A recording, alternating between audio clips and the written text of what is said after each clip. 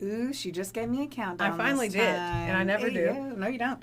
Hey, everyone. This is a couple of Sassholes. I'm Brooklyn Maple. And I'm Heather's Harry. I thought that you were going to say my name because you switched it up a couple times. Sometimes I don't know where I'm at or what I'm doing. That's accurate. That is a factual statement. Yeah, I know. And today is nothing different than the norm. That's really not. Yeah. Except for it is 10 a.m. on a Sunday. Yeah, that is quite early. But I went to bed early, and that's rare. That is rare for you. I am sober, so yeah, I'm making up for it today. Not. Sunday fun day. I was home not by myself. I was there with Travis, but I was saying hello to the IPAs, and they were saying hello back. And it was a good freaking time. Not even mad about it. You said, I'm a little buzzed. I was like, I just drank some water and watching the staircase, which I finished. Did you finish it? No, I only saw that one, the intro to the first episode. Oh, there's 8. Not the intro, but you know what I'm saying. There's 8. Watch it. They put weird sex stuff in there, which is just weird. Like, I couldn't imagine acting it out the whole time. I was like, he grosses me out, and I couldn't imagine being that actor. He was banging a guy? Just watch it. Oh, okay. Just... Can't wait. I love it when you're like, there's some weird sex stuff in it, and I'm like, running home. Gonna watch it with the fam. I'm on it. I'm on it. Well, I hope so. Well, if I have to go through it, you have to go through it. That's the rules of our he friendship. felt very much, that is 100% the rules. But as I look at, like, the intro to it, he fucking came off guilty as fuck to me. Mm-hmm. Like, in the first 20 minutes of it, I was like... Of the real documentary? No, of what you're talking about. Oh, yeah. Yeah. I don't know, everything about it was so weird. Well, they talk about the making of the real documentary in the show, so you see it. I will watch it. I will watch it, as I've already started watching it. Will and I got in a heated debate whether he was guilty or not. Will said he wasn't. I said he was. There's no way you're going to trip up. I still think that he was, and then at the end, Will said, well, now I don't know. And then I got annoyed because he wouldn't say yes. Tell me how you can trip up a stair, like... They show it in the show. Like, how it really... They do all 3, even the owl theory. The fucking... I can't Which wait. I didn't understand. All right, we're going to pause the podcast. I'm going home and I'm going to go. Bye. See everybody later. Things that may or may not have happened is the recording of our intro. Yeah, let's hope that was at the beginning. Who knows? Because we pre-record this stuff. No one is not understanding that has happened. It's been written. We heard it. Yes, we did. Over the phone. Thanks, Dan Hall, Blackford Creek. So excited. It was so cute. It is adorable. Yes. Love it. Yeah. And we cannot wait to feel so alive and real. And then we also have a big enough audience now to start doing commercials, which will piss all of you off. Love you. You can skip it. Yeah. Just skip it. We didn't tell you that, but you can skip it. I mean, I guess. We probably shouldn't. What? Don't watch it. Just kidding. Listen to all of it and buy whatever they say. Yes. Juice and juice. Yes. What else has happened? It's a rainy day. Yeah. Announcement there. Announcement. Like it's the beginning of school. Remember when you had to say the Pledge of Allegiance? I used to do the news. Like we used to. I know. Like we had like a little recorded news station thing that like you could. Like recorded, like audio or video? Live. Oh, it was live. Oh, yeah, in the mornings. The morning news. So you go, wow. It was real cool. What? Wait, video? We were cool. Like it was on video and it was in all the... Yeah, it was like the little you intro were an morning anchor. News. Was it just because they saw your name and they were like, that's a good TV name? I'm sure. 12-year-old Brooklyn, that's what they were thinking. I want to see it. If anyone can find that, I will call the school. I think it was middle school. I will tell them that we're doing a documentary on you. Well, no, that was in middle school. I'm going to find it. Good K. Good K? Good K. Good K. Good K. I really want to see it. I think that would be funny. I think it would be terrible because I don't know how good I was. Today is grilled cheese. Back to you, Bill. Like, what are you saying? Just like that. I was like in the lunch. What did you talk about? What you just... Okay, number one, it was like 25 years ago. Well, you can't spring on new information to me. I just assume it was your morning intro. I don't remember it. The morning intro. Okay. I would just assume it was lunch, and if there was a game and Funky Friday or whatever the fuck it was. We're going to have to schedule a coffee date and go back into this. We're going to have a staff meeting. Oh my God, you have staff meetings. We have a staff of 2. Heather says it all the time. Anytime we're together, it's a staff meeting. Yeah. Well, now that we're entrepreneurs. I hear ya. I'm hear ya. I'm hear ya. Fucking shit. Man. It's being alive, sorry. When you've been locked up in your house all weekend. Travis has been sick, so yeah, I've been just taking care of him and staying in the house and drinking IPAs. Drinking the bored too.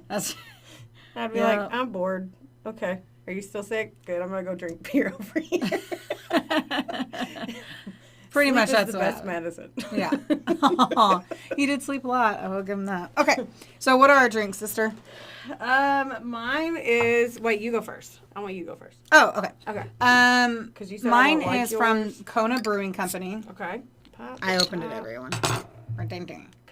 Kona Brewing Company Longboard Island Lager.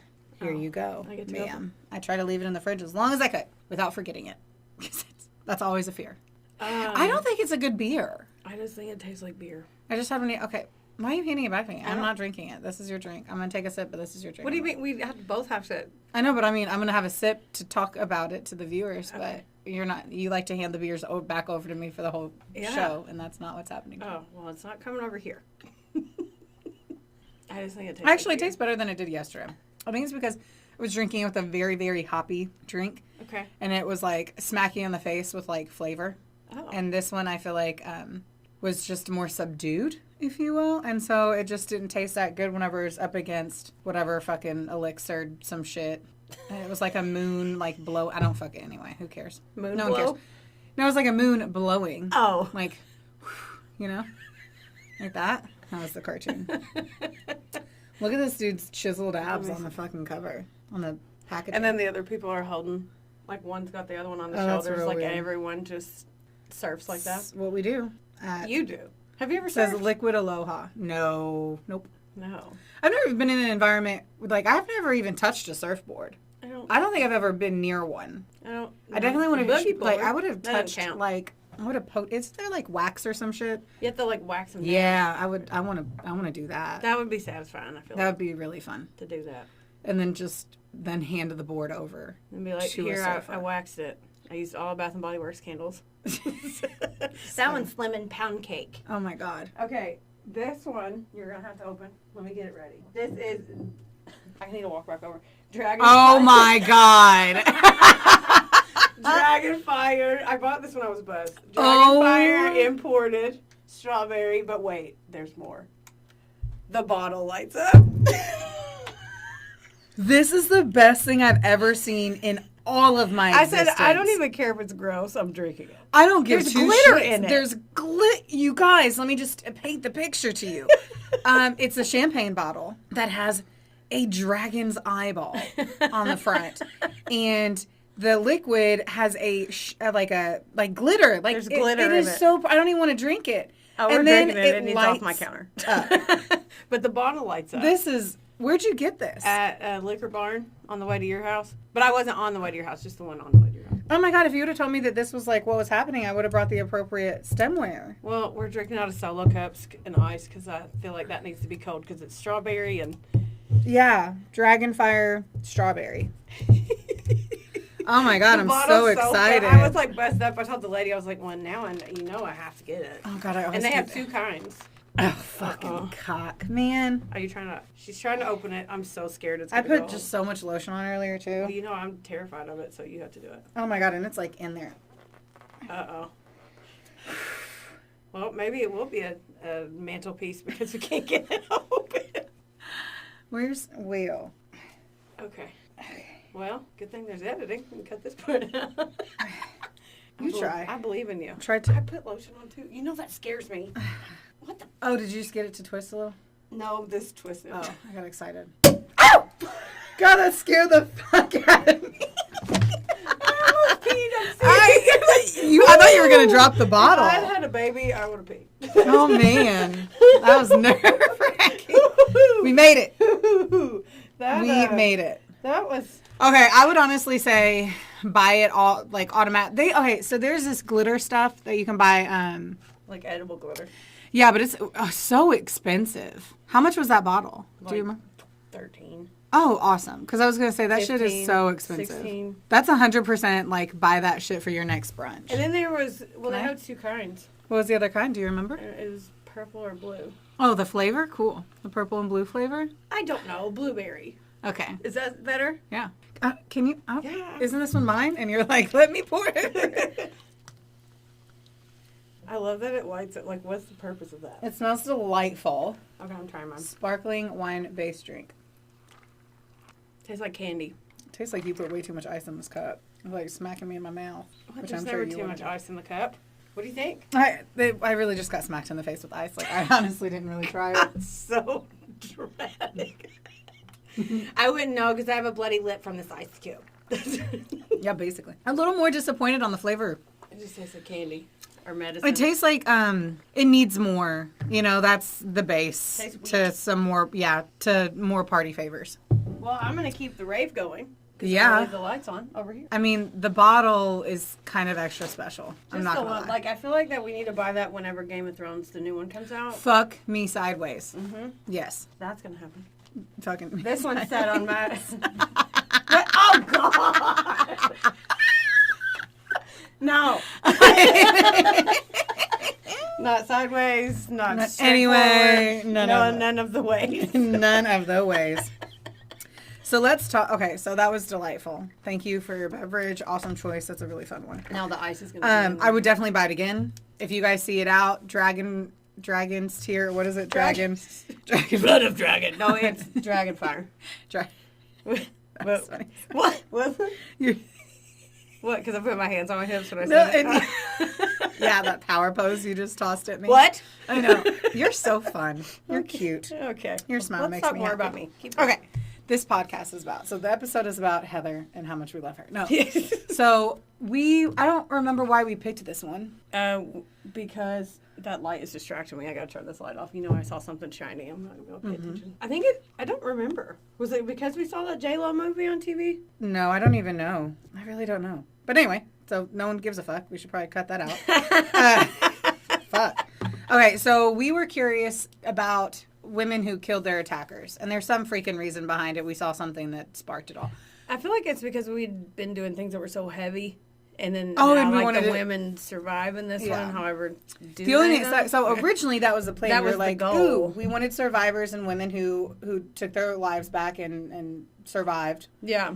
And then we found out that they all went to jail. Yeah, it was not the outcome that I thought it was going to be. And we haven't even talked about it until now. This is a bummer fucking bear. Like, we were trying to not be. Yeah. The whole point was to be like, oh, women who saved themselves from their attackers. Mm-hmm. And literally all the women went to jail. Yeah. The story... I couldn't find one that wasn't. Sorry to cut you off. Yeah, no, that's fine. This one, she got jail. And I think got off, like, essentially. So... Well, it's gonna... You just dive in? I mean, we can't... Well, firstly, I just want to say...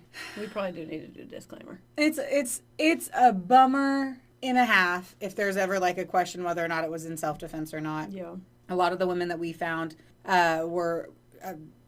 they were prostitutes, killed pimps, sex slavery, sex trafficking, essentially. All of that, they still went to jail. Yeah, this is definitely, I'm speaking for myself, going to be my opinion. It might not be the right one, but these are our opinions. Domestic violence is never okay. We're not saying violence is the answer. We're just saying these are two stories women who fought back, or at least mine is. Mine... Allegedly. Let's use the word allegedly, because in my storyline, too, I talked to Travis about it before I came here. I was like, if I did this, A, B, and C, and you will get to it, he was like, fuck no. I would not be okay with it. And so, and what I mean by that is, like, my person was already married to somebody. You're going to hear a lot. At the end of the day, it's really important to keep in mind, once more, this is just our opinion. Of course, domestic violence is terrible. There's help that's always available. The National Domestic Violence Hotline is 1-800-799-7233. You can also text START to 88788. That's good that there's a text, too. Yeah. If you know anyone, or if you're experiencing domestic violence, please make sure that you call those hotlines. And also, our apologies to that experience, and please don't hate us for the fucked up shit we're about to say. Yeah. All right, so I'm going to talk about Rachel Bellesen today. Okay. And so this came from Oxygen.com, The Daily Best, and The Guardian. What's in front of me is like 21 pages of stuff. And of course, that means I'm going to get myself hung up a little bit. I'm going to trip and fall. I'm going to stumble, and it's going to be a good time for all. We're professionals that do this for a living. Right. I'm happy that I do not have a day job that I work. We quit our day jobs. This is what we do now. That's why we're so good. Yes. That's why it took us. And we have all the facts. I wrote this myself. This is our 10th episode. I thought about it. I was like, we started this in April, essentially, is whenever the end of April, and it's the end of June. It's only been 2 months, and I feel like this is like our entire life. It was different in January when we started to do the pre-recording, but once it became live and we actually like ran out of the archive, it's like shit. Mm-hmm. It's brutal. The one thing too is like you archive them just in case like Heather and I go on vacation or if I got sick or something. But the storylines and whatever we're doing, it's like when it was May and we were talking about January. Like, so that was different because we had just started the podcast. But it also feels like so much better when you're doing the story and then it launches 5 days later because you're able to actually remember what the heck people were telling us stuff that we'd said and we're like, we recorded I'm like, that was January 22nd, but you were adorable. Thank you for listening. I'm going to regret putting ice in these drinks, but keep going. Yes, so and that's why I haven't. All right, so Rachel Bellesen, there's a ton about her. If you look her up, she got like a really banging ass article that goes into all the details of what kind of happened with her. I'm excited because I don't know anything about this. Yeah. I don't know anything about the storyline to anyone, to be honest. Like, you could tell me another story and I don't have anything like preconceived notions in my head. So she had lived essentially as a specter of violence almost her entire life. She was abused as a child at the hands of a relative. And so I just kind of had to start that. Like, this poor woman didn't really know what life would have been like if she was in a happy, fun-living relationship. So she met this guy named Glace, Glace, Glace. What? Very weird name, but for some reason it makes me want to glaze, like a glazed donut. Named after Enrique Iglesias. And they're like, we're just going to call you Glace for short. That was really cute. Was it? Mm-hmm. I don't think it was my best work. But so, well, it made me think of Enrique. Okay. She was only 15 when they met, and she was living in a remote mountain neighborhood outside of Leavenworth, Washington. Glace was 23. She was 15. He was 23. He was a pot dealer. Oh, this gets better. And he had a handsome face and a love of the outdoors, and they were dating within weeks, which is so skeezy and pervy and gross. Yeah. Blech. Ew. Yeah, that's real nasty. At first, the relationship just felt like so much freedom for her. Obviously, he had a car because he was fucking 23, and she was 15. Because he had an AARP card. God. Hiking. They like to hike. They snowboarded. And basically, she felt like she was like out of the confines of like her tiny town because she had him. So really, very quickly, the freedom turned into isolation. She got pregnant before her 16th birthday. Let's all just take 5 minutes here and ponder how the fuck he didn't go to jail for statutory rape. Yeah, how? No, if they didn't tell, I guess. I don't think. Oh, sis. Sorry. I just didn't. I mean, I feel like it would be. Well, that one says. I don't know. She was charged. That was May 2021, so it's pretty recent. and she was 38 when she was charged. So, I mean, before social media. So, I mean, who knows? Yeah, I'll figure it out later. I'm sure we'll come across something. But anyway. My bad for not knowing that off the top of my head. I'm gonna. This is the crazy part. She was like, her mother presented her with two choices: either have an abortion, something that we don't have the right to do anymore. Too soon. It will always be too soon. And move with her family to their, Either have an abortion and move with her family to their new home in Montana, or stay in Washington with Glace. That was it. Stay with the guy. It was like, stay with this 23-year-old that had sex with you. That knocked you up. Before you turned 60. Yeah. Yep. And of course, she stayed. Yes. So they were living in a shed. Sorry. Oh, my bad. I'm not good.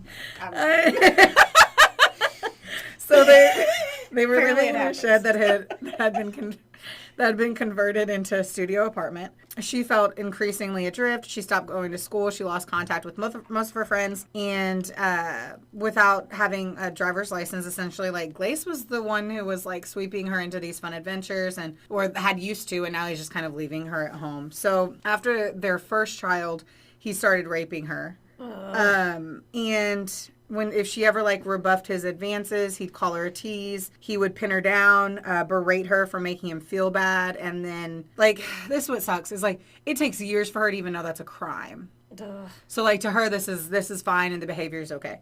So she's still in her teens when she found herself pregnant with their second child. And he stopped raping her during the pregnancy, but the violence continued. He'd shove her as he would pass her. He'd say, "Oops, sorry, I didn't see you there." Fucker. What? Yeah. They're in a shed. Yeah. Like, it's not like she was in the West Wing. I know, right? Once he probably did actually. They're not very spacious. He was in the kitchen, bathroom, bedroom. And he was like, "Sorry, I need to go to the library." Yeah, the den. Once while holding her first newborn, Bellesen made the mistake of interrupting him when he was outside with his friends. When she turned to leave, she felt like this sharp pain in her shoulder, and the baby like fell from her hands, and he had thrown a beer bottle. Oh my God. Against her spine while she was holding their newborn baby. What? He would call her whore, bad mother, ugly, loveless, clingy, all of this shit. He'd say it all day long. And then whenever she came back with their second child from the hospital, he started raping her again. What? And she said that he was so much more violent than he was before. He attacked her one time so bad that it ripped her C-section staples out. What a fucking song. And so she ends up like going through this for so much time and like attempts suicide. Well, she can't feel good about herself. I mean, how? Yeah. Yeah. And you're stuck. Oh God, I don't know. You're stuck with him. You're in a remote area. He's the only thing that you have. You have these kids you want to stay strong for. Her family fucks some shit up too. Like bad parenting. I don't give two shits. Bad parenting. And they say on here too, so her mom is the one that gave her an ultimatum at an age where she wasn't even strong enough to make that decision. Oh. But I think it was her stepdad who was abusing her when she was younger. So. Oh. Mm-hmm. Okay. And then she left with her. Okay. Yeah. Yeah. Oh. So, he, Glace promises to do better. Of course, that's what they always say. And he ends up, during a lull in the violence, she marries him. What? Can't blame her. He's been grooming her for years. Yeah. So that's the best way to put it. She doesn't know. Yes, you're absolutely right. She feels like it's the right thing to do when they have kids together. If I had $1 for every time I knew people who got married because they had kids. My parents. Yeah, my parents. Our parents. Yeah, pretty much freaking everyone. Yeah. And now, imagine what the divorce rates are going to be now. Right. That everyone's having all the kids. Mm-hmm. So goodness gracious. So, yeah, after they get married, he, of course, returns to his pattern of violence. Only now it's getting worse. Strangulation is now on he just chokes her. On the list of things, yeah. One incident left her so injured that she peed blood for 3 days after. Does she ever go to the hospital? Nope. Not that I see. He probably won't let her. So whenever she tries to leave, are you ready for this shit? What? No. Hold on to your mouse. What? I don't know. You have a mouse right in front of me. Not like a mouse, like a. Okay. Her family pressures her to stick it out and be a good wife and a mother. Okay, I don't really care for them either. I don't give two fucks. My opinion on them is that I think they lack It's judgment. her mom that she talks to, because in my mind I'm like, if Keely Bear came to me, and I understand I'm not her birth mom, oh my God, I'd be like, I'm there in 2 seconds, Travis got his gun. And so did Jaden. You know what I mean? Like, that just, it's beyond me to think that, like, you'd be like, tough it out as you pee blood. Clearly that wasn't the best situation either. You're totally right. So they do end up, like, getting separated, which is wonderful. She does eventually leave. And this was following an incident where she finds out that Glace is sleeping with another teenager. What? So this is years later. So he's like probably 26, 27, and he's banging like probably a 15-year-old again. Ew. Yeah. So she goes through periods of homelessness, addiction to drugs. Not any of this is surprising. Alcohol. Basically trying to recover from everything that she's endured. Yeah. In 2005, after reconnecting with her mom, who she hadn't spoken to in years, wonder why, she decides to hop on a train out of Washington with just her backpack on, and because of her lack of housing, the kids stay with Glace. And she goes to Montana. She's like, fuck this. She said it was really difficult. Obviously, she was losing, like, her kids. She left everyone that she knew, but she was trying to figure things out on her own. So she ends up at, like, this tourist hub called Whitefish. It's a ski destination, and that's very similar to Leavenworth. So a very small, like, country town. So she feels like it's a lonely time. The only people she knew there, because she went with her mom, was her mom and her stepfather. And those relationships were super strained. She didn't have a support system. She continued drinking, and she ends up getting a string of convictions for intoxicated driving. So she has a record officially. She slowly turns her life around. With Glace's agreement, her 2 sons come live with her. She receives treatment for addiction. In 2012, she's sober, and she gets on Match.com. So she ends up meeting this guy, Corey Bellesen, super fucking cute. I'll show you a photo of him later. Good. But he's a hottie toddy. I ain't gonna lie. Yeah, cutie patoots. So she upgrades hardcore and finds her a new sexy man. At least his name isn't a noise, but okay. Yeah, is Glace a noise? I feel like that would be like, did you hear that? Sound like a glaze to me. I don't know. It makes me think of glaze. It literally makes me want a dessert. Everything makes me want cupcakes. So in 2017, she's finishing a degree in addiction studies. Like, this girl ratchets around. She flips it. She flips it. Which is crazy, too, because she went her entire life kind of in a shitty environment, and she, like, creates this great fucking life for herself. Yeah. So she wanted to be a counselor. She finds this this place called Abby Shelter. It's a nonprofit supporting survivors of domestic and sexual violence. And she becomes a volunteer here. Oh. Here's a big part of it. I think that's a huge reason why she eventually gets off, to be very honest with you. I'm going to put a pin in this now. I didn't know that shit. Okay. Yeah. Well, the storyline originally was that we had to pick people that got off of it. This was the only person I could find in all of it that didn't go to jail for it. Well, good. Well, went to jail. Yeah. But anyway, she gets off. One of the only fucking people that does, and I think it's because she literally got her degree in addiction studies and then works at a place. She volunteers, but she ends up working. She clearly made an effort to. Yeah, but she also, like, she worked in a place for domestic abuse people, which shows that she related because she was domestically abused. Yeah. The biggest issue was always proving that there was domestic violence. Gotcha. And no cops were called. We always have to remember that, too. I don't think she ever went to the hospital. Yeah. So keeping that in mind, but she chose to work here. That I truly believe has a lot to do with it. Well, this is where she also found too, like, she meets this woman. I feel like my papers got. Oh, there she goes. Okay, so I was like, oh. So she meets the woman. Let me make sure I get Hillary Shaw. And she basically, like, runs this facility. And this is what Bellesen says. When she spoke in a way that I never really heard another woman speak before. It was the voice of a woman who had been told her whole life that she was perfect just the way she was and that she was confident and capable and strong. I had not experienced women like that ever. Wow. So essentially, she met one of us. That's really sad. Very sad. Very, very sad. But to think at whatever age she, mid-20s, mid to late 20s, 30s, probably her 30s. Yeah, she's probably like... That's the first time that she met a woman who had any confidence and was smart and educated. It's a big bummer bear, but anyway. She makes strides in her new life. She can't shake her, like, nagging self-doubt, so that's always kind of an underlying issue with her. She always hears, like, Glace's voice in the back of her mind, taunting her, warning her that she's not good enough. And I just think she, like, struggles to kind of escape the mental abuse. Years. It sounds like. Yeah. Well, the other thing, too, is, like, so one of her kids, Isaac, he looks just like him. Oh. Yeah. Like, I mean. Like twins.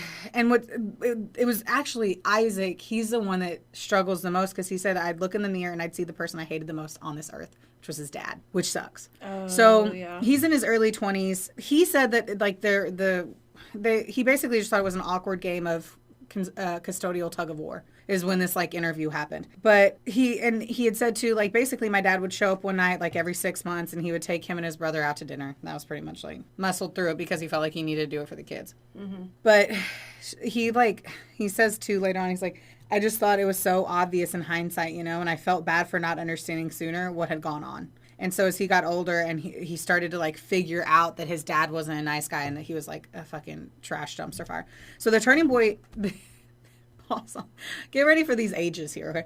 The turning point came one night when Isaac was about 15 years old. He had gone to visit Glace in the town of... Oh, I read this wrong the first time, so I'm a twat. Ignore me. So when he's 15... Okay. He had gone to visit Glace in the town of Plains, Montana, where he was living with his then girlfriend, Jasmine Saylor. So Glace is living with Jasmine. It was close to midnight when Isaac was awoken by the sounds of a fight. Woo! Shit fire. I flipped that page right off the side of the... Sorry, guys. That was very loud. I'm just going to take a drink now, too, since we just paused. Yeah, we'll do that, because I've been, like, trying to walk away and do it, and you can pause the Ooh, cold teeth. Kind of tastes like a watered-down strawberry dak. Curry? Dak. Okay. So... He says he wakes up and he hears whore, bitch, and he remembers that his father was drunk, shouting in Saylor's face. He feared the insults would escalate into violence, so he dialed 911. But then Glace did a sudden about face. I don't know what that means. He turned around. His anger disappeared. He seemed calm, kind even, and with the 911 operator on the other end of the line, he gets Isaac to end the call. The moment he hung up, he went right back to being incredibly violent and incredibly abusive, but this time to me. He said he pointed a rifle at his son's face. What? Before storming into the night. Isn't that crazy? So he got him to stop talking to the cops, and then he was like, just kidding, there's a gun in your face. Yeah. So, essentially after that, I guess this might be one of the big turning points. But anyway, that's where Isaac is like, fuck you, this is some bullshit. So ultimately, it was the premise of talking about his son that Glace suggested he and Bellesen meet on the afternoon of October 8th, 2020. Okay. So she didn't feel like she had much of a choice. He was upset at Isaac. Glace was upset at Isaac and itching to confront him. If Bellesen didn't agree to visit, she feared that Glace might ambush Isaac and like berate him. Yeah. So the day started off normal. Her husband Corey, she ended up marrying Corey. I totally skipped that. I said she met a guy, so whatever. That means marriage, apparently. Yeah. So they got married, and he's an operations manager. And so he kisses her goodbye, and he goes off to work. The next time he sees her, it's at the Cornerstone convenience store on the super desolate stretch of Highway 28, completely in shock. And she has a tattered shirt on and blood on her jeans. That's like Corey the next. saw her? Yeah. Okay. Because he gets a 911 call about, yeah. Oh. So Bellesen was going to have this nice relaxing afternoon. She had a half day off of work. So as soon as she finished her work at the Abbey shelter, she headed to the slopes of Blacktail Mountain for a hike with her dog. That's when she got a call from Glace, pressuring her to meet. So she's irritated, but she's like, whatever. She returned the dog home and prepared to set out on the hour-long drive to Paradise, Montana, where Glace was living at the time. And nobody knew where she was going. This is the part that I was talking to Travis about, and he was like, fuck that. So Corey would have never approved for her to go out there, and she didn't even tell her husband. Especially alone. And she said, instead, here's a lie. This is where all the things kind of... This is a lie? Okay. Yeah, instead she texts him and says, work is busy, I'll see you later tonight. But she was off work, and she was going to see her ex-husband. She was going to resolve a fight. So did she think it was easier just to lie about it? Because she knew that Corey wouldn't approve it. I'm just saying. Corey obviously wasn't. She's like, I want to get this over with. I'm just going to lie to him about it. Yeah. So whenever she gets there, Glace has been drinking. So I probably would have just ratcheted around and left, personally. Like, oh, you're drunk. Cool. See ya. Yeah, bye. I remember that you're fucking psycho. Mm-hmm. Well, and she even says that his demeanor seemed a little too friendly. So dumb. That's a red flag in domestic violence when they're too nice. He has this face that he gets where he smiles, but his eyes don't smile. And that's what was happening. You can always see the crazy in the eyeballs. You ain't lying. So she had arrived in a new car, a 2020 Land Rover. Yes, a Land Rover Discovery. So apparently business is good. And Glace is like, let's go for a drive. And he said it would give them more privacy, he argued. She obliged despite her misgivings. She suspected his friendliness was a smokescreen for his anger. Pause. What the hell are you doing, sis? Why would you do that? See that photo? Was she being polite or what? But why are you going to be polite to him? That's what I'm saying. This is where they end up stopping. So look at how really fucking remote this is. It's a gorgeous place, but super remote. In the middle. It's like you taking me in the middle. Truck commercial. Yeah, like you just took me in the middle of a cornfield here. Yeah. And I was like, oh, you've abused me and beaten me and almost killed me multiple times. Yeah. Don't worry. Yeah. Let's go where cell towers aren't. Yeah. Let's go here. Let's go. I think because I did that, I lost my spot. Okay.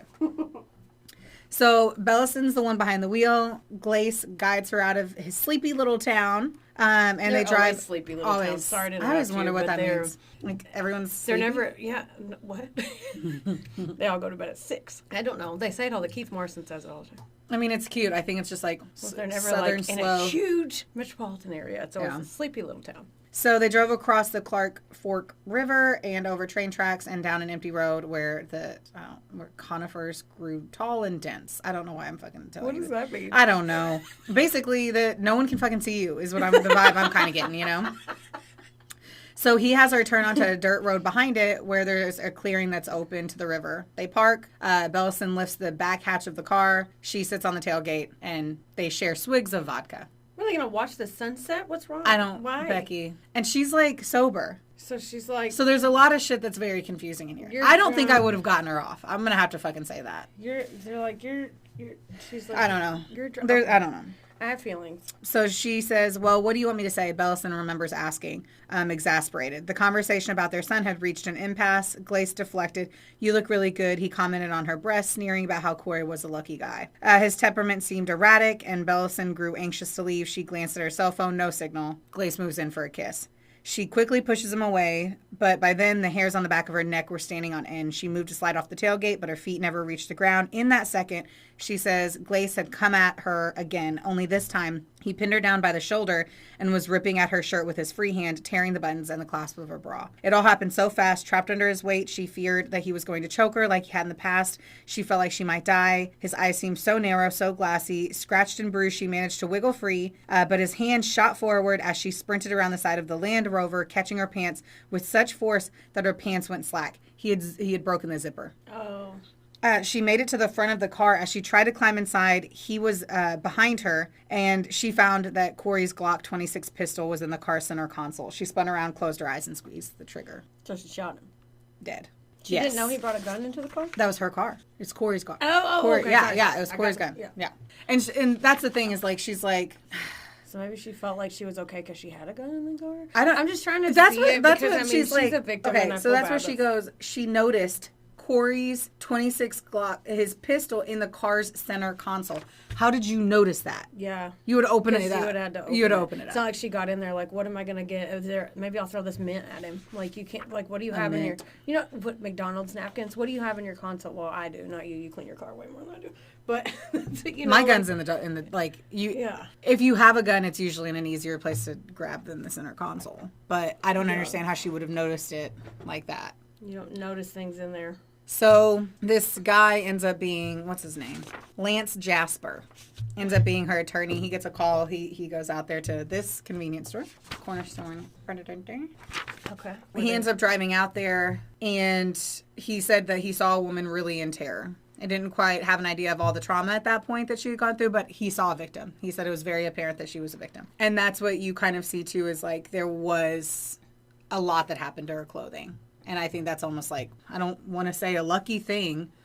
But it's visual that you can see. It's not just her saying that it happened. Like, you can actually see that her clothes were ripped. When there's physical evidence of it where... And it would have been pretty hard for you to try to rip your shit like that. Yeah. That quick, you know what I mean? So those were some of the things. Yeah. She had been in custody ever since the police officer, Gary Stanberry, had picked her up from the convenience store where she and Corey dialed 911. So apparently she gets to this convenience store and she calls her So she called her husband first. Yeah. And then she called 911. Well, see, she didn't try to hide it or anything. I mean, you know. I don't know. I hate that I don't know how she... It was an hour away. Yeah. You didn't call the cops. Maybe Corey she was have there. Signal. Maybe she No, like she went to the corner, like she went to this gas station and called Corey. And then Corey was there, and it's an hour drive. And the cops would come there, and Corey is with her. So like she had been waiting a little bit. It's an hour drive. Yeah. So just like saying that. I get that. Yeah. But I don't know. I guess everybody reacts differently. An hour. Yeah, but I would call the cops right after I called Travis. I'd be like, hey, get here. I killed someone, blah, blah, blah. And then call the cops. Because there's no way that no one's going to put that together, and that's not going to be on the defense team. Yeah, I get that. I would hope. Not yet. Yeah, I do. Yeah.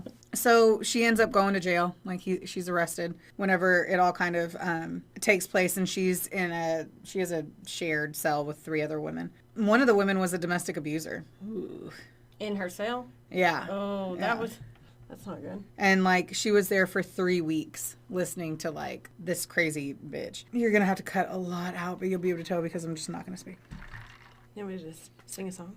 I would love for you to. So this is like a real quick excerpt. Estimates vary on how many incarcerated women have suffered sexual abuse and domestic violence themselves, though many studies suggest that there's a correlation to the women that are in jail. In 1999, there was a survey for female prisoners in New York, and 94% of the women in prison suffered physical and sexual abuse. I wouldn't be shocked by that. Yeah. And yet the struggle remains when states hand down charges and sentences whenever things like this happen. In 2021 alone, advocates in Washington State and Oregon introduced bills requiring courts to consider histories of domestic abuse when relevant to try to lower the criminal penalties. It's funny that you mentioned that, but keep going. Yeah, I mean, they have multiple other bills that kind of moved through this. It's sad that every case is different, and every case has different, circumstances, but it's sad that it takes them going to this extreme, and then now you pay attention. But, like, domestic violence has been happening for years, and then forever. And then it's just more recent that all this stuff is coming out. Yeah. So, Bellesen, she had survived what she saw as an attempted rape. Jasper, her lawyer, noticed that her body wasn't treated like the crime scene it was. No photos were taken of her ripped clothing, her scratches, what it was like whenever they first encountered her. Really? There was no evidence collected to properly like handle the situation on her person. Yeah. They didn't take any pictures of anything. That's what I just said. No, I know. But they took photos of the like car. But not of that is the dumbest Yeah. thing. Oh, wow. Okay. They only had the police report to go on, and it was completely saying it was a homicide. What? You have to keep in mind, this girl drove to a secluded location and murdered her ex-husband. I mean, I get... And didn't tell anyone what she was doing. Yeah, I get that. And was drinking vodka, and she's a sober Betty. Like, all signs to me point to murder and premeditated murder. I mean, I don't know. I don't know how I feel about it. Because he sounds like a piece of shit. So and cops like, why didn't you take her to the hospital? Like, for them to do forensic evidence. He was like, because there was no penetration. They still could have. I hear ya. You know, they could have done something. No. There's moments in your life where they say the world suddenly shifts, and Hillary Shaw, who was the executive director at the shelter, one of those moments when she found out what happened from Corey, her husband, and she really like rallies behind all of this, and I truly believe that she is like a huge reason to why it kind of ended the way that it did end. So no one really doubted her colleague that she acted in self-defense. They obviously, from the cops' perspective, it 1,000% looks like she had done it on her own accord. But anyway, I'm going to try to skip through. A lot of this is all talking about. The initial plan was to was basically a show of force at Bellesen's bail hearing, where it was set at $200,000, and it was far beyond what so we're talking about Shaw here. Shaw and Corey could afford to pay. So the colleagues at the Abbey shelter started a GoFundMe campaign to offset the costs. And so that was basically what they're trying to do, is get a whole bunch of people to show support so that they can understand that like she shouldn't go to jail. And this ends up being, so basically Shaw is like, who are we serving? Are we serving our partners in the judicial system who can't handle being held accountable for their mistakes? Or are we serving survivors? When we try and advocate for survivors in a way that reflects poorly against prosecutors, it's not okay for us to be shamed about that. So apparently, like, I'm sure they got a lot of backlash too. Yeah. So October 27th, same year, they appear in front of Judge James Manley in an attempt to lower the bail. Due to the pandemic, the public was invited to attend remotely via Zoom. Oh, that's weird. They said bail hearings are usually sparsely attended, a few dozen on it, like a good day. And they said that the Zoom participants, like, it was crazy. That the judge was like, what has happened? Like, they couldn't believe how many people were like jumping in on this. So it had over 100 participants, and she was freed from jail that day because her bail was dropped to $20,000. That's the crazy part. I mean, if she did not work for that's what I'm saying. If she didn't work for this place, definitely. And all of these people rallied for her and was like, she's not a bad person, she wouldn't. It was a character thing. And that's the hard part. And this is why she ends up getting, like, it's moments like this versus her being a prostitute who shot a pimp and no one's there to support her. Yeah. And that's the craziest part. So they were super happy that she was able to get out of jail that day. I want to really move to, sorry. But this is like 27 pages. So no, you're fine. Don't be sorry. So anyway, back in. So they end up bringing in Jasmine Saylor, who's the ex-girlfriend or the girlfriend of Glace. Yeah. And she ends up having 2 kids with him too, and he beat the shit out of her. Of course he did. And so she remembers an incident when her son was 4, and he had shoved her on a coffee table with his forearm across her throat and his fist balled in a handful of her hair, and his other arm was raised to punch her when her son like burst in and was like, no, don't hurt mommy. She felt like she was a shell of the person that she was. Once a FedEx delivery man knocked on the door unexpectedly, I found them in the kitchen with my son protecting my youngest daughter behind him with a butter knife. They were 7 and 5 at the time, thinking that like he was there. Oh, yeah. No. Yeah. The main thing people don't get is that men, women, and children are not just sitting there getting abused, doing nothing, she says. They also don't understand that people do try to leave, but when they try to leave, that's when it gets more dangerous. And so she was one of the 2 women who filed felony assault charges against Glace in the spring of 2020. So even after Saylor and her children were enrolled in the Montana's Address confidentiality program as part of a protection order to keep him away, Saylor still had to contend with his manipulations, and she used family and friends to she said that he used family and friends to gather information to figure out where she was. So basically the evidence of his prior assaults was like insanely overwhelming. Like, there's no doubt that he was really abusing her. Yes. that he was psycho crazy. I think he was just mad about his name. Like his mom picked the name, so he hates all women. Not that I'm condoning it, just trying to make light of a dark situation. I agree. Because there's so much. I kind of want to skip through a lot of it because so much of it is from the court. Yeah, what happened in the trial part? Do you really want me to answer that, sis? No, I'm just kidding. I know you just asked that. I'm gonna have to read all of it. No, all of these pages are doing ballistics and they were trying to figure out if the gun could have all of it. Yeah. I hate that you just asked that. No, I did. No, I meant the end, what happened, what she was charged with and all that. I'm trying to get to that.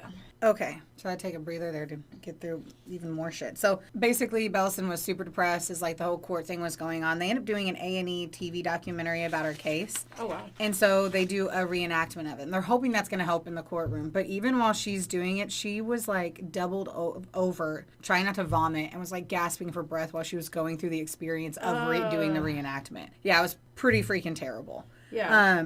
That's awful. Yeah, and even her son Isaac, he had psyched himself up just to go into court on May 25th. Yeah. He didn't know if it was a step to getting his mom behind bars or if it would result in her freedom. So he even walks into the courtroom and forgets to take off his sunglasses. That's how he's just And anyway. People read way too far into that shit too. Yeah, well, he wears sunglasses. Yeah. So then there was another thing called Justice for Jake, which was for Glace. I don't know if that was. I don't fucking know why Jake, but it's Justice for Jake were the shirts that were being worn that were specifically justice for him. I don't know if that's his middle name, his last name. It could be Glace Jake is his name. I don't fucking know. I only know that his name's Glace. I'll figure that out later on. But I don't know. He was the attorney was you feel so many ups and downs in court. You think you're winning, then you think you're losing, then you think you're winning. Eventually, she ends up getting acquitted for it. Really? And, yeah. And she's not even as excited as she thought she was going to be because whenever she first went to it, they said that whenever the judge read her the charges, it was deliberate homicide punishable by death. Whoa. That was yes. The assault, the shooting, everything when she was arrested and arraignment, that was the charge against her. Yeah. And she ends up getting acquitted, and she could not figure out why she felt so bad. And she's it was the best possible outcome, and I got what we fought so hard for. Why am I not happier? And it's really because of everything that kind of happened in it. But the Justice for Jake supporters had told he told the reporters she walked out of there after she killed my best friend because she knew the right people, she knew what to say, she knew what she was doing. So no one, imagine the whole other side of it. They're no, she killed him on purpose. And it's obvious because of all the other things that we said. And because of the force behind her, that's how she got off. Wow. And Corey Bellesen was grappling with the fury of reading those reactions. And some of it was money can buy you freedom. And he estimates that the family spent between $30,000 and $40,000 on everything. Wow. For her to get off. So I don't know. It's kind of shitty. She still struggled to move forward in her life because of everything that obviously happened. Yeah. At the end of the day, she was still a victim regardless of. And she showed sympathy to the supporters, the Justice for Jake supporters, and she said that on October 8th, October 2020. After she shot her abuser, she remembers thinking it couldn't get any worse than this, but now she says it can, and it has. I can honestly say that I would rather go through October 8th every day for the rest of my life than to watch her loved one suffer. Whoa. Yeah, so. Man. Mm-hmm. They're since her legal victory, well-wishers have congratulated her. I bet you're glad to have your life back to normal. They offer, and she knows that life doesn't go back to normal after a domestic assault. Wow. So. Man. That was a lot.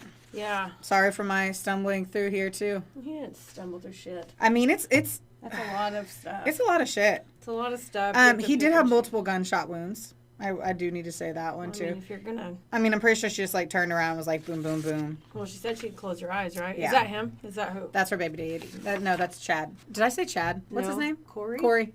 That's Corey. Ain't he cute? I want to show you that photo. So if she would have lost, she would have gotten life in prison. She wouldn't. Yep, for deliberate homicide. And her attorney said that there's so many people that are out here. There are so many Rachel Bellesens out there that didn't get the chance to, say their story and to get off. So I feel like it's a dicey one. Well, lots of ups and downs. The guy was obviously an abuser. She put herself in a really shitty situation. She should have never been in this situation. Yeah. But if his life would have ended, I don't know if... She didn't really stand a chance.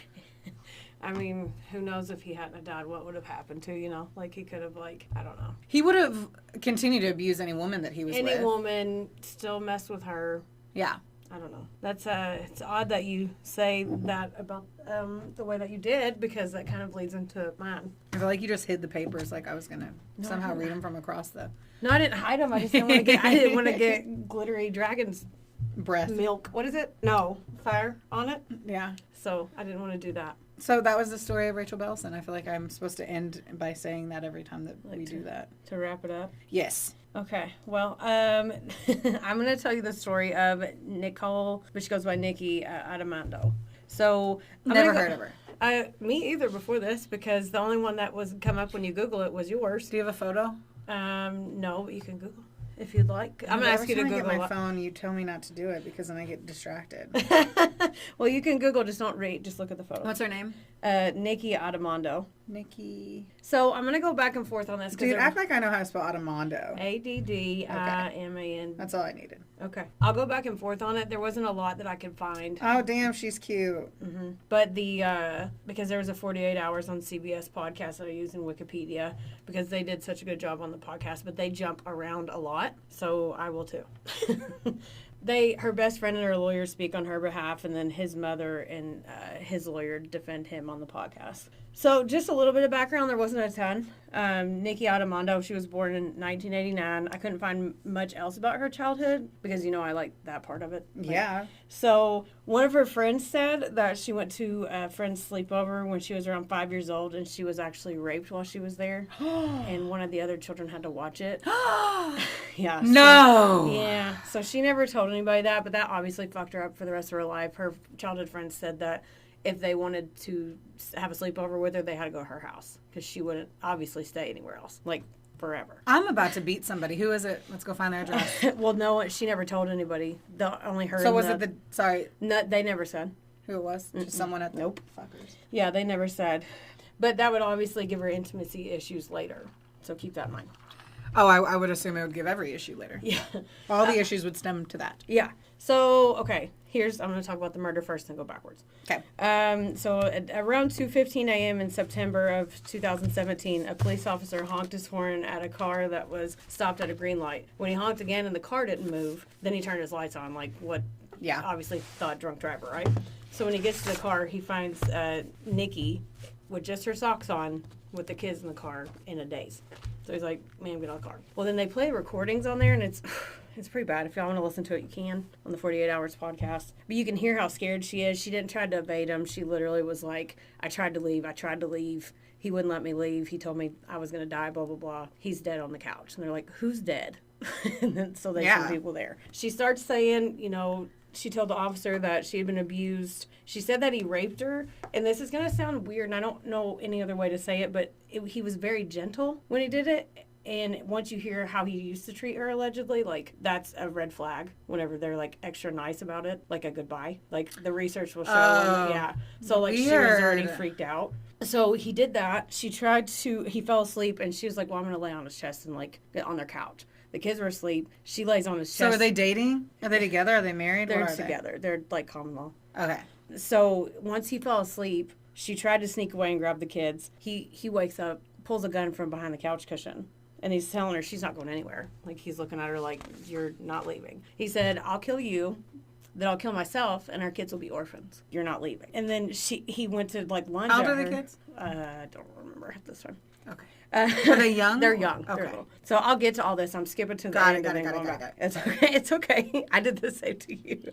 So he dropped the gun whenever he pointed at her. He dropped it. She allegedly picked it up. Because he was drunk or a fucking idiot? Like, how did he just drop a gun? Sorry. Okay. My bad. It's okay. So he starts laughing at her. Like, you're not going to do anything with that. So obviously she shot him then and took the kids, left. So she called her friend Elizabeth Clifton, who said she sounded terrified. So Elizabeth comes to meet her, and then the cop stops her because she'd already gotten pulled over. And the cop was like, no, you can't go over there. And then Nikki, or her friend Elizabeth, was telling the cop, like, I thought she would be dead. I didn't think he would be dead. How is he dead? Because she's obviously told her friend all this stuff. So they went to the apartment and they found Chris, but they said it looked like he was sleeping, which obviously he said he was sleeping or whatever. So it looks like she shot him while he was sleeping. Of course. But, who knows? Because you can't prove that. So that's this one. I don't know how I feel about it at the end. I mean, I still don't know how I feel about Rachel's. To be honest with you. So he was dead to a single gunshot wound to the head. The shower was running when the cops got there, and there was a broken laptop in the bathtub. So remember that part. I'm not going to forget that part. You just tell me dicey ass shit, and you're like, don't forget. Like, luckily, we're not going to quiz what was in the bathtub. So a little bit about their background. In 2008 in Poughkeepsie, New York, Nikki was 19 when she met Chris Grover, who was 21, at the gym where they worked. They were both gymnastics instructors. That would explain why she is fit. So Chris's supporters described him as a huge kid of art with. His name was Jacob Glaze. Wow, my complete apologies that I just interrupted and said that. That's why they were saying justice for Jake. Oh, his Glaze was his last name, but no one says his fucking first name. Okay. Sorry. It's okay. They said, see, like, the people that, this one's very divided, so I'm going to talk about the two sides. Yes. Like, whoever said that, Chris's supporters were like, oh, he would never do that, blah, blah, blah, but guess who else had a good public reputation? BTK. So, like, he was a deacon at his church. Nobody knew he did that. So, right. You know what I mean? Yeah. So, everybody's like, oh, he was such a great guy. But then, on the other hand, some of the parents there said that they saw him get pissed at the kids a lot. So, so they started dating in 2008, and then 2012 she got pregnant with their first child, Ben. So then they decided to move in together at Salt Point, New York. He was a talented videographer, like he was an amateur one, and he even made a video for her and all this stuff. So. Cute. I mean, not cute. Well, you don't know if... Fuck him. Yeah, you don't know how you feel. So, after Ben was born in 2013, he began to rape her and watch porn excessively, according to her testimony. So if she refused him, he would attack her. That's so crazy. So, Elizabeth, what is it about being in a relationship that you're like, you can't be, like, there's truly a concept, and I might be guilty of it. Like, not really. But, like, that you can't be raped if you're willing to have sex with the person all the time. Like, I really believe that that's why women don't, like... Yeah, if you're in a relationship, Yeah. That, like, if I willingly have sex with you sometimes 90% of the time, then that 10% is... But obviously the rape that we're talking... Anyway, the word is horrible. Yeah. The act is horrible. Anytime you say no, it's rape. Okay. Yeah. How did you say that? Because I had a feeling what I said did not sound like I was like, rape is bad. Yeah, it's fucking bad. I'm just... Anyway, I feel like there's a stupid thought that's whatever. Yeah. So Elizabeth Clifton, she, like one of her best friends, she taught a Mommy and Me music class that Nikki took her son to. She said she showed up one time with a black eye. Elizabeth did. And she said, oh, no, don't worry about it. Ben hit me with his guitar when we were playing. So Nikki was like, well, okay, whatever. Yeah, for all those black eyes I've gotten from guitars. Yeah. So in February 2015, Nikki gave birth to their second child, but he was still being violent with her, of course. So he actually started filming the abuse. This is all allegedly, but it was... I'm just going to say it like it happened, okay? So I don't have to say allegedly 400 times. Yeah. So he started filming the abuse without her knowing, and someone, quote-unquote, uploaded it to Pornhub under the username Grover Respect. Shut the fuck up. There were disturbing hashtags, like pound and bound and all this. I'm not going to repeat the rest of them. Oh, my gosh. Like... So this was on Pornhub, and so there's evidence. There's video evidence. Yeah, but wait for it. Oh, okay. I didn't care for that one you just gave me. Like, shit's about to be worse. Yeah, so her friends in hindsight, they said it's obvious that they could connect the dots thinking back. Like, in my thing is every time I read this, I think about you. And I'm like, there's no hindsight. I'd be like, no one hit you in the face with a guitar. Like, you got hit. You know what I mean? Yeah, but we're also... I know. Special friends. Special friends, guys. That sounded so weird. I know. It's because we make out. No, we don't. We don't. Okay, so her friend said that, like, she would wear long pants, scarves, long sleeves, even in the summertime. She had, like, her friend also saw, like, marks on her wrists and her ankles where she'd been bound. But she just explained it away always. She always had an excuse. Like, did she say it was an excuse, or did she just be like, we have kinky sex? No. She did not. Okay, because that's like... She always blamed it on, like, kids or plausible. They said every excuse she had was plausible. Like, you could be like, I guess so, for every excuse. Wild. So she had bite marks, burn marks, rope-like burns. They were documented by her midwife she went to see 3 months before the murder on 3 separate occasions. So in 2017, that was just a few months before he was killed, she even said, Chris has a gun and uses it in my body. Yeah. Like, all right, see, this is what, like, real quick. Rachel, no one knew, like, besides the fact that he had beaten other girlfriends, and by the way, Corey, the cute one that she married, looks ungodly similar to the Jacob guy. But, like, no one really knew about it. Like, there wasn't evidence of it. Like, all this is insane levels of evidence. Just saying. Just wait. I know. I know. So, like, her lady bits were swollen. Like, I'm not going to go into details about all of it, but they had documented evidence of that, and she said it was him. 1 month before the murder, she was bruised and bleeding because he raped her at gunpoint. So, like, but she went to the midwife, and the midwife documented it. So Elizabeth in 2016, she finally was like, he's beating you. Like, I know he's beating you. And she reluctantly admitted to it, but she said it wasn't like a floodgate, but she did acknowledge it was happening. So she didn't go into detail. She's just like, yeah, that's it. So she was seeing a therapist, and her therapist was like, press charges or leave him. Like, you need to, like, her therapist was telling her to do that.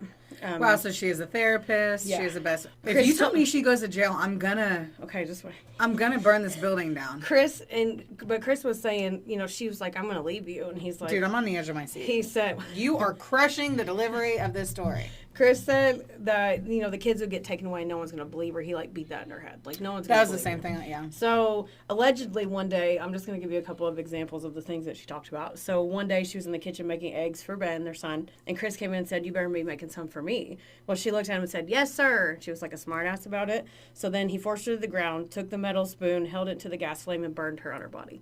And there's photos of this. Because she was in her friend Laura's wedding. She was a bridesmaid, and there was a burn mark on her. And the prosecution said that it was a curling iron from which she got her hair done, but everybody there saw it, and it wasn't a fresh burn. Yeah. So there's wedding photos of this. Anyway, she went to the hospital for that one, and it was documented, blaming Chris. Like, she went to the hospital, like, yeah, I got burned. So...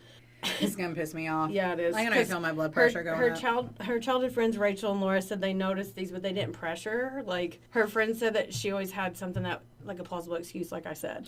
Okay, Becky. If I was like, all right, plausible excuses. It's now been 8. I've had 8 burns. Yeah. Do we need to worry that you have something wrong with your nerves, that you're dropping curling irons on yourself? Or, like, let's talk about it. Yeah. Like, it's one thing, too, if, like, something happened, I was like, sis, literally, Betty the dog knocked into me, I tripped and fell, and that's what happened. But if you I'm tell me so like dead ass. 8 times, but then, that's what I'm saying. Like, the number... I even wrote in here, I said, there's no way we would... No, there's no fucking way. Will, if you're listening to this, you never let it... No, I'm kidding. Will is a very passionate, loving man who would never do that. Yes. I just want to make sure I didn't act like... Anyway. Okay. In the summer of 2016, she actually did pack her stuff up and the kids, and she left. And so she's on the phone with Elizabeth. She's like, Elizabeth, I'm coming to your house. Elizabeth's like, great. In the driveway, come over. She drove past her house for hours and did not pull in. She said she's too scared. Are you fucking me? Like, no, I'm serious. She said, and Elizabeth didn't jump on the vehicle? Because Chris was going to find out, and he was going to, like, How many times have we seen... We are different. We would never do... But I just... Becky, I don't know. Okay. So, one day, a mom from the gym, she had seen Chris lose his temper with young gymnasts in the past. Like, half of them say that he got pissed off sometimes. Half of the moms are like, oh, he was the best. You never know. Yeah. So, then she heard a rumor about Nikki's injuries at the gym. So then she made an anonymous report to Child Protective Services. So this was a month after she was allegedly raped at gunpoint. So this mom called CPS. So as required by law, CPS has to make a visit to their apartment. But I don't know if this is regular or not, like this is what they're supposed to do. But they called and said, we're coming over. Which I feel like you should just do a blind visit, not like, hey, move all your shit. That doesn't sound right. But that's what it said that they're supposed to call, I guess, and hear. What, was it a landline? What? A landline? Do you know what I mean? Like, yeah. No, they called them and said, hey, we're coming over tomorrow. I know, like, you say they called them, but it's like you and Will have one cell phone. Like, do you know what I mean? Did they call the guy? Did they call the woman? I don't know who they called. That's what I'm saying. But you know what I mean? Yeah. Like, but according to Nikki, Chris disposed of some evidence on that day in a bag. So the next, that's what Nikki said. That he took, he was like, oh, shit, they're going to come to the house. So he took a bag and left. Well, of course. A bag of evidence. And the next day is when they conducted their home visit. So after that, Nikki said that Chris went to work that day and came home in a quiet mood. He called her into the bedroom where he was loading his gun. He said he wanted to try to load it, or he wanted her to try to load it, but she was shaking. She couldn't do it. They made a point to say this. So after that, then she took a shower and he threw the laptop in the tub at some point.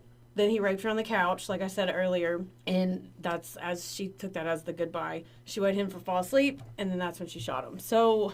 She said she said that she waited for him to fall asleep, and then she shot him. But after the gun thing. So she said she just lunged and shot. So there's still questions about it because the evidence shows in the trial and everything that it was at point blank range. Like, she had the gun on his head. That's what I'm saying, sis. This one is definitely murder. Yeah, so... I'm feeling hella murdery. So, she's on recording when she came in for questioning because she walked in and she was like, this is self-defense, right? But she's clearly shaking. You could tell, but she's saying, like, this is self-defense. And his lawyer said she thought she was going home. So they charged her that night with second-degree murder as well as criminal possession of a handgun, which could get you 20 years to life in prison in the state of New York. So just having a gun? Criminal possession of a handgun. What's sorry, why am I asking you that? I would know that answer more than you would. Yeah, I'm like, I don't know. Sorry. This caused both sides. They got really passionate. So Chris's former students like held vigils, released balloons, did all this show stuff. See, at the end of the day, like, even though you could still. What about this? Like, I'm just gonna let's just say, like Chad, who we both know, who we both love, who we both respect. We have no idea. What if he was at home just beating his husband every day? Do you know what I'm saying? Like these people, I guess in a way, were like, how do these people mourn these horrible men? And it's like, they weren't horrible men to them. They didn't. Yeah. They were awesome friends and good fathers and great employees. Yeah. It's wild. It is really It's weird. sad all the way around. Yeah. So they did release balloons and held vigils. Nikki's friends, family, and supporters of domestic. Will you stop? Sorry. We're already at like an hour or something. I'm trying to. Oh, keep in mind we ran for like. Yeah. There's a lot that has to be cut out. I looked at the time and was like, I fucked us up by going slow. You're fine. So anyway, they did that. Nikki's friends, supporters of domestic violence victims, they got like rowdy and held like fundraisers and rallies, and her bail was set at $600,000, which obviously shouldn't happen. So that is so much more money than Rachel's. I know, when you said that, $200,000 and it was lowered to $20,000 because a whole bunch of people logged on to the Zoom and he felt pressure. $600,000. So the trial was held in March of 20. She was openly being like raped and abused, and this dude was asleep, is what it looks like. I don't know. So March of 2019, cameras weren't allowed in the courtroom, but both sides were very passionate about their stances, of course. And the prosecutor's name was Hannah Kraus, and it drives me insane. Not Hannah, Hannah. So Hannah Kraus was very passionate, stating that Nikki self-inflicted all these, and Chris was the victim. Like, all of her injuries were self-inflicted. Right. They tried to, like, throw smoke screens up and, you know, they attacked her character, of course. Well, that's what they have to do. And then Nikki and her defense team painted a grim picture about the abuse. So what's really wild to me is that Hannah, the prosecutor, she spent a lot of her career actually advocating for domestic violence victims. Yeah, but... Like that, like she was known for that, and then she's like going to say because it looks like he was asleep. But she was a victim still. Regardless, something was happening to her. Shooting somebody when they're sleeping is still So she was saying that Nikki threw the laptop in the tub because she didn't want she wanted them to think that Chris had something to hide. They actually didn't find anything on the laptop when they went through it. So weird. That's still something I can't figure out because that's all they say, and then they don't touch on it anymore. So Hannah also that just pains me to God her name. Just call her Hannah. No one gives a fuck. Well, she pointed. No, she's not going to email you and be pissed that you said her name wrong. Like Brittany. Shut the fuck up. It's Brittany. Right, I know. But she pointed out that Nikki had sent Chris a lot of texts the days before he was killed, calling him an asshole, man, child, what the fuck is wrong with you? You're stupid, blah, blah, blah. And I'm like, they ever got a hold of, like, our phones? Not that we talk to them like that, but you know what I mean? Like, you say shit you don't mean in text messages. Like how you joked and said, I'm going to burn this building to the ground. Like, you're not really going to burn the building to the ground, but you would text that. Yes. But then we'd have to handle the situation that if then the building was burned down, I'd have to be a suspect, and I wouldn't be a suspect. Yeah. So there were internet searches. Now a suspect. There were internet searches made from Chris's phone the night he died. One of them was, if you shoot someone in their sleep, will the police know? Oh, fucking cock, man, bro. And this was searched on Google for 15 minutes, and the prosecutor said that was a roadmap to his murder. She's saying, but you can't prove who did it. That's the thing. You don't know if he did it. You don't know if she did it. But why would he do it if he was shot when he was asleep? I'm just saying there's not like a clear line. You're obviously not Nikki or the stupid fuckbag who abused her. She sent a text to her best friend 6 weeks before the murder that stated, I haven't figured out a way to kill him without getting caught, so I'm still here with the grimace emoji after it. The prosecutor said that... of course. But, like... We say the wrong shit on that. Yeah, you can take that out of context like, all the time. You and I, like, our text, we joke about that shit all the time. Like, we tell each other we're going to assault each other all the time as a joke. But if she was trying to get away, like, real quick, though, that's the other thing. If, like, these women were really trying to get away with it, they wouldn't have gone to the cops. And at least to me. Yeah. Like, if you think you could have... Yeah. And you had the time. Like, if I was going to truly plan a murder of Travis, it would 1,000% imply that he went off to go hunting or something and never came back. It wouldn't be in the house we'll with have to me. Come up with a plan for them. No. But do you know what I mean? Yeah, like, I just feel like if these women were really trying... I don't know. Yeah, obviously, I'm wrong, but... No, I don't think you're wrong. So, the prosecution... She kept saying, well, I know she's a victim, but it wasn't Chris's fault. Because then she was saying, well, he waited a whole year to sleep with her because she had so much anxiety about her childhood trauma. So they were like, she was scarred and he was patient, apparently. I'm glad that he then decided to become an abuser to someone who's already... Like... She never made an actual formal police report, but she did tell the hospitals, a few friends, and therapists. Yeah. She also accused an ex-boyfriend of assaulting her.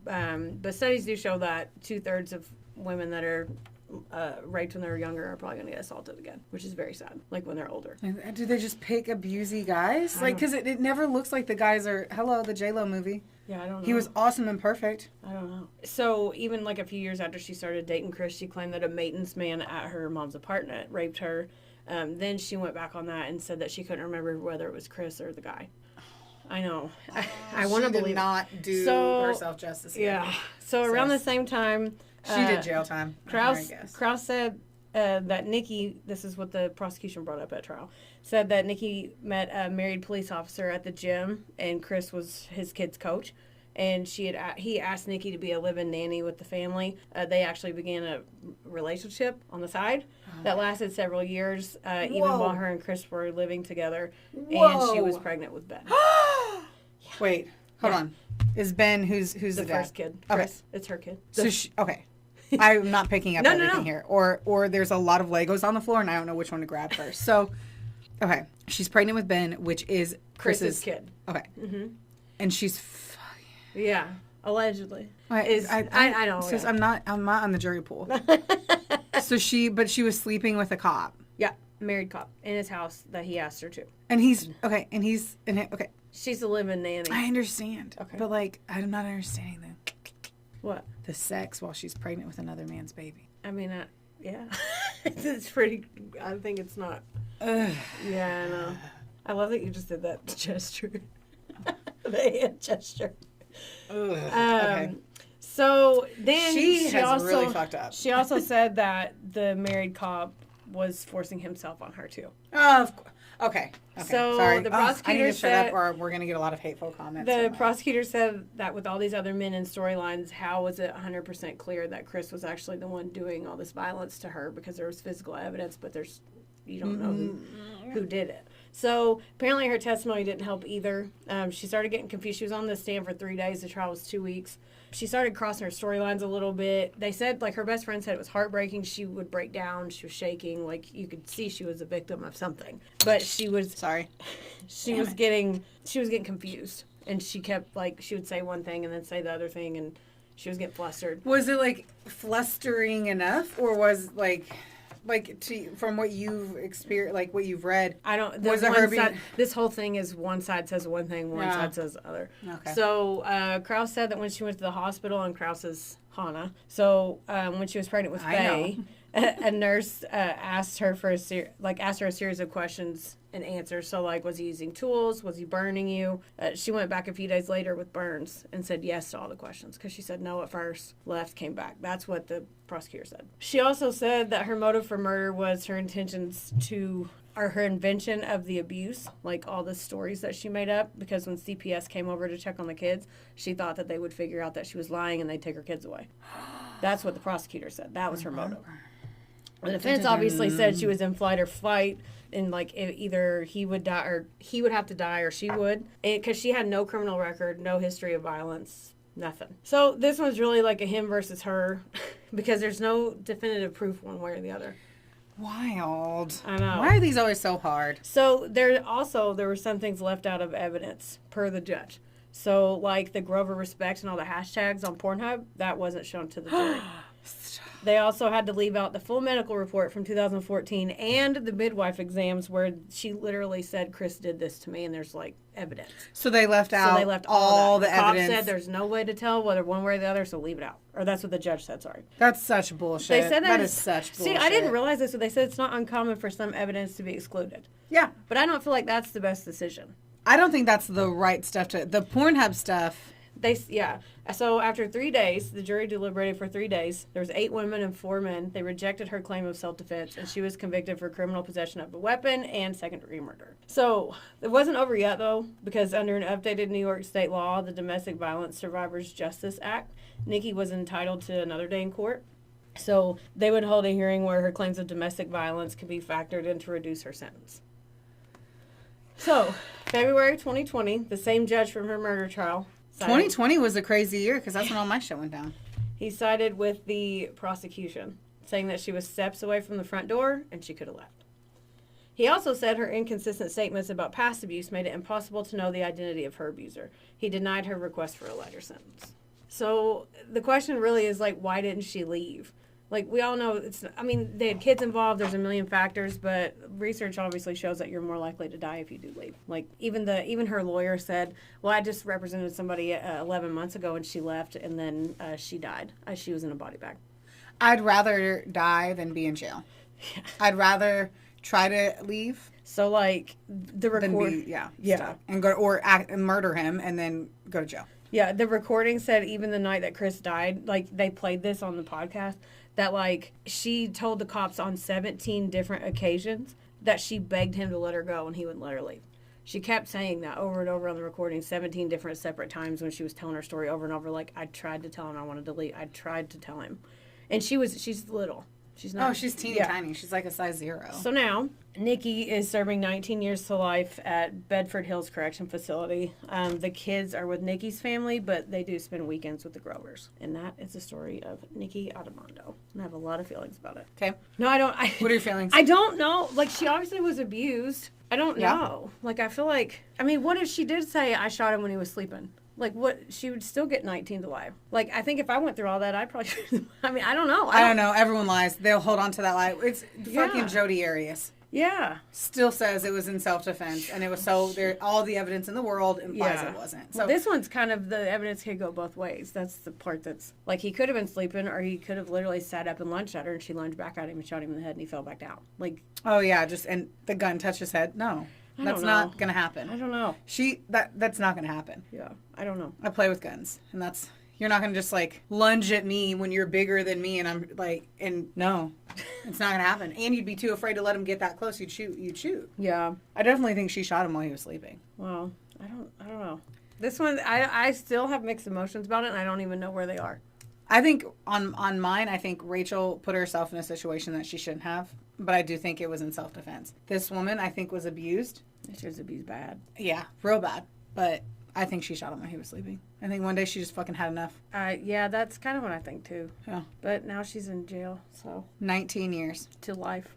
Like, that's the lowest she can get. And the fact that they left out all that stuff, because they said they technically couldn't prove that he was Grover Respect, or, like, the men in the video, they're out of frame, which could have been done deliberately by him. Of course.